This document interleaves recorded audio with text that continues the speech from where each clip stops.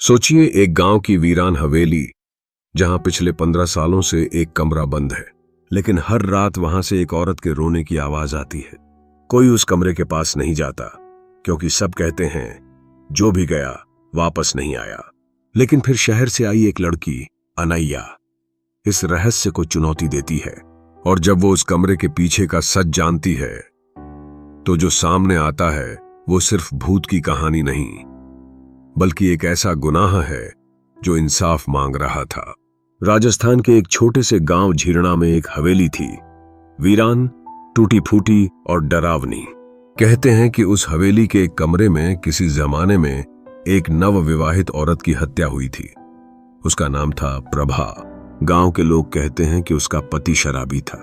एक रात दोनों के बीच जबरदस्त झगड़ा हुआ। अगले दिन उस कमरे से धुआं निकलता दिखा, और जब लोग पहुंचे तो वहां सिर्फ जली हुई राख और बदबू थी। प्रभा कहीं नहीं थी। पति ने कहा वो भाग गई, लेकिन कोई सबूत नहीं मिला। केस बंद कर दिया गया। पति ने गांव छोड़ दिया और बात आई गई हो गई। मगर रहस्य यहीं खत्म नहीं हुआ। हर साल उसी तारीख को जब प्रभा गायब हुई थी, हवेली के उसी बंद कमरे से औरत की रोने की आवाजें आती थीं। गांव वालों ने वो कमरा बंद कर दिया, ताला लगा दिया, दीवारें सील कर दी, मगर आवाजें नहीं रुकीं। अनैया सिंह 26 साल की एक सोशल रिसर्चर जो क्राइम हिस्ट्री और अनसुलझे मामलों पर काम करती थी, को झीरना गांव की इस हवेली की कहानी ने बहुत आकर्षित किया। वो गांव आई और प्राइमरी स्कूल में पढ़ाने लगी ताकि गांव में घुल मिल सके। लेकिन असल मकसद था हवेली की सच्चाई जानना। गांव वालों ने मना किया। सबने कहा बिटिया उस हवेली के पास भी मत जाना, वहां कुछ है जो इंसान नहीं है। लेकिन अनैया का मन नहीं डगमगाया। उसने रात को हवेली के पास कैमरा सेट किया, और पहली ही रात कैमरे में रिकॉर्ड हुआ। दरवाजा खुद ब खुद खुलता है, अंदर कोई परछाई जाती है और एक औरत की धीमी सिसकियां सुनाई देती हैं। अनैया ने तहकीकात शुरू की। उसने तहसील ऑफिस से पुराने रिकॉर्ड निकाले। प्रभा नाम की औरत वाकई इस गांव में ब्याही गई थी। उसका पति विक्रम एक बेरोजगार नौजवान था जो कई बार पुलिस केस में फंसा था। मगर सबसे चौंकाने वाली बात यह थी, विक्रम अब गांव में ही है और नाम बदलकर गांव के स्कूल में मास्टर बन गया है। वो अब श्रीराम यादव के नाम से जाना जाता है और गांव के बच्चों को पढ़ाता है। अनैया को यकीन नहीं हुआ। उसने अपने कैमरों को फिर हवेली में लगाया और इस बार अंदर जाकर भी रिकॉर्डिंग शुरू की। हवेली के उस बंद कमरे में एक छोटी सी ईंट निकली हुई थी। अनैया ने उसे हटाया और अंदर से एक पुरानी डायरी मिली। वो डायरी प्रभा की थी। उसमें लिखा था, वो मुझे रोज मारता है, मैं डरती हूं एक दिन वो मुझे खत्म कर देगा। अगर मेरी मौत हो तो जान लो उसने मुझे जला डाला।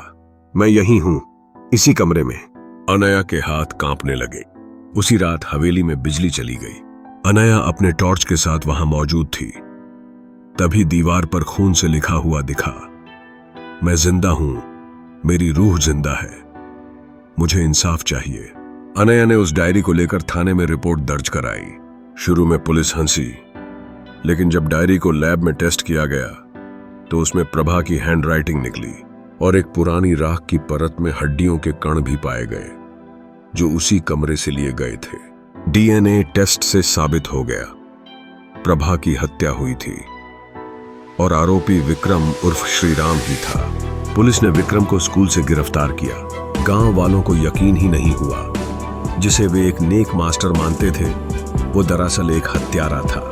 गांव की हवेली को सील कर दिया गया और प्रभा की राख को विधिपूर्वक अंतिम संस्कार दिया गया। उसी रात हवेली के उस कमरे से आखिरी बार एक औरत की धीमी हंसी सुनाई दी, लेकिन अब रोने की आवाज नहीं आई। प्रभा को आखिरकार इंसाफ मिल गया था। क्या आपने कभी अपने आसपास किसी पुराने घर से अजीब आवाजें सुनी हैं? क्या आपको लगता है कि हर भूत की कहानी के पीछे एक अधूरा इंसाफ छुपा होता है? अगर ये कहानी आपको पसंद आई हो तो वीडियो को लाइक करें, चैनल को सब्सक्राइब करें और कमेंट में बताएं। क्या आप चाहते हैं अनैया की अगली केस फाइल हम आपके लिए खोलें?